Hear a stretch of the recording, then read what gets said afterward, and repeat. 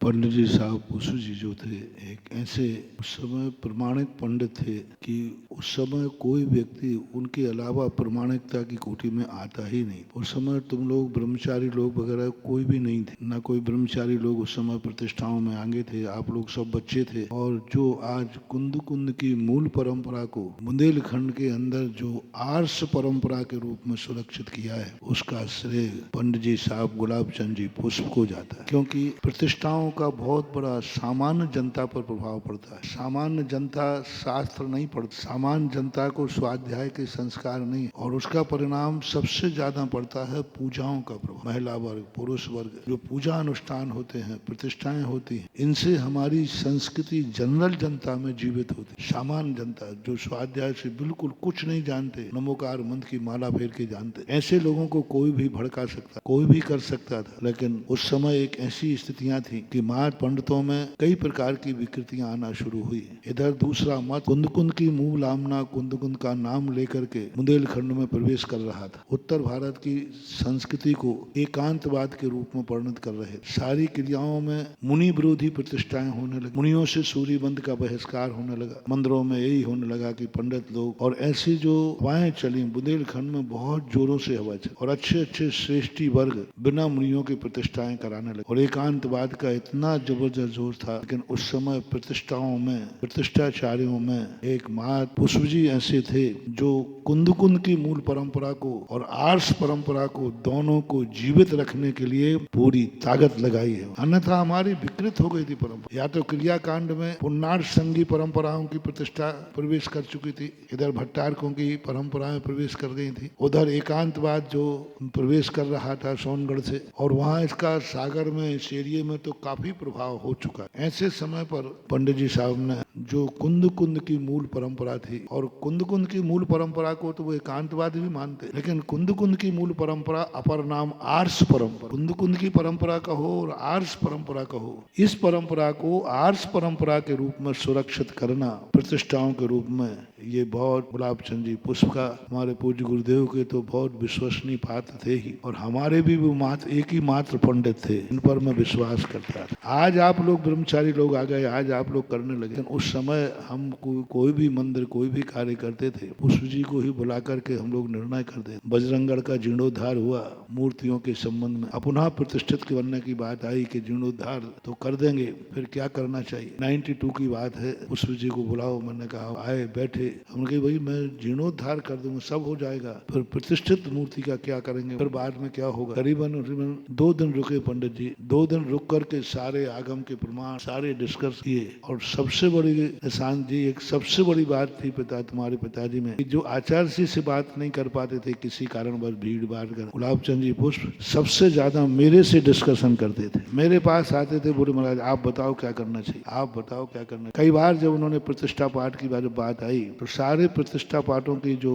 चर्चाएं थी, वो सारी कई प्रचारों का, आप बोलो महाराज यहाँ ये लिखा है, क्या निर्णय लेना चाहिए, क्या करना चाहिए। 2 दिन तक बजरंगगढ़ के क्षेत्र की पुनः प्रतिष्ठा, क्योंकि उस समय ऐसा कभी हुआ नहीं था, मेरे सामने, मेरे द्वारा भी नहीं हुआ था कि प्रतिष्ठित मूर्तियों को, पुरानी मूर्तियों को पुनः जीर्णोद्धार कर पुनः प्रतिष्ठा की जाए। 2 दिन हम दोनों ने बैठ करके डिस्कशन करके निर्णय लिया कि वज्रलेप का उल्लेख मिलता है, और वज्रलेप करके इनकी पुनः प्रतिष्ठा की जाए। हम लोगों ने उसको किया। पंडित जी साहब ने बजरंगगढ़ की पुनः प्रतिष्ठा के सारे सूत्र देकर पुनः सूर्य मंत्र लाया। तो एक ऐसा एक देन है। आज तो सब लोग पकी पकाई खाते, आज कोई संघर्ष नहीं है। उस समय उनके युग में बड़ा संघर्ष था, चारों तरफ से संघर्ष था। और ऐसी स्थिति में और आचार्य महाराज का यहाँ आना और इस प्रकार के पंडितों का दृढ़ रहना, सबसे बड़ी चीज थी। वो प्रतिष्ठाओं में या किसी चीज में कॉम्प्रोमाइज नहीं करते, और उनका एक ही था। कई बार, एक बार प्रसंग चला, अशोक नगर के पंचखंडांग में सप्त गजरत थे, कोई ऐसी चर्चा आई तो बोले भाई तुम कोई दुनिया में कोई कुछ भी कर लो, मैं कुछ नहीं कहने वाला। हाँ, महाराज जी मेरे गुरु हैं, और उनका आदेश हो जाए तो फिर मैं कुछ भी नहीं बोलूंगा, उनका आदेश मान करके स्वीकार करूँ। कमेटी मेरे पास आई, बोले महाराज जी अब आप ही मात्र, आपके पास वीटो पावर है, और पंडित जी आपकी बात मानेंगे। मैंने कहा देखो, पंडित जी की ये महानता है कि उन्होंने कहा महाराज जी जो कहेंगे वो होगा, लेकिन मैं भी कोई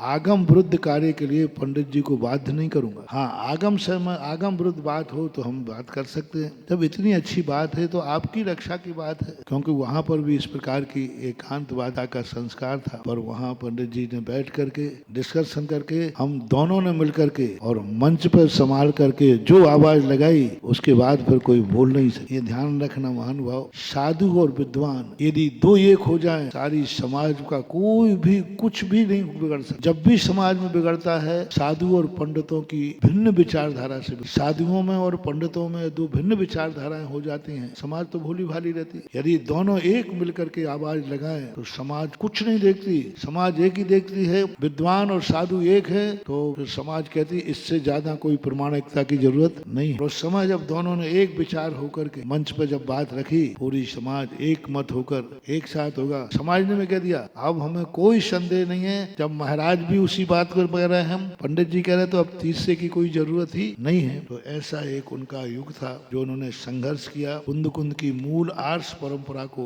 उन्होंने प्रतिष्ठाओं के माध्यम से, या प्रतिष्ठा में क्रिया कांडों में जो था उनका, कहीं भी कोई शिथिलाचार नहीं। जो क्रिया करना है तो करना है, कार्यक्रम लेट होवे तो होवे, स्टेज का कार्यक्रम बिगड़े तो बिगड़ जाए, प्रतिष्ठा का कार्यक्रम नहीं बिगड़ना। हाँ, कई बार जो नेता लोग आते ना, सांस्कृतिक कार्यक्रम होते तो दबाव रहता समाज का, और उन्होंने कहा नहीं, प्रतिष्ठा भगवान के लिए कार्यक्रम है, नेताओं के और सांस्कृतिक कार्यक्रम के लिए नहीं है। सांस्कृतिक कार्यक्रम आप लोग कर तो करो, नेताओं के लिए, सांस्कृतिक के लिए, राजनीति के लिए कार्यक्रम नहीं है। ये कार्यक्रम भगवान की प्रतिष्ठा के लिए है।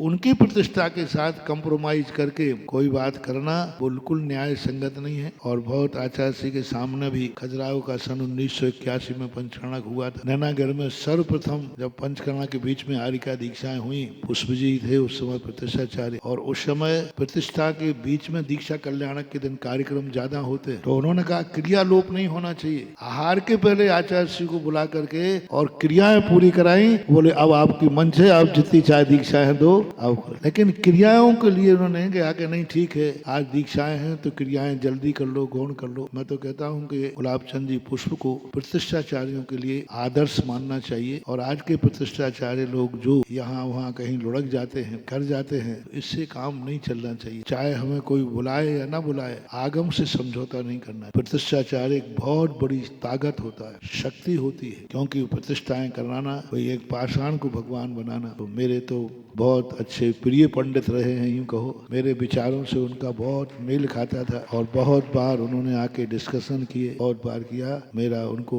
आशीर्वाद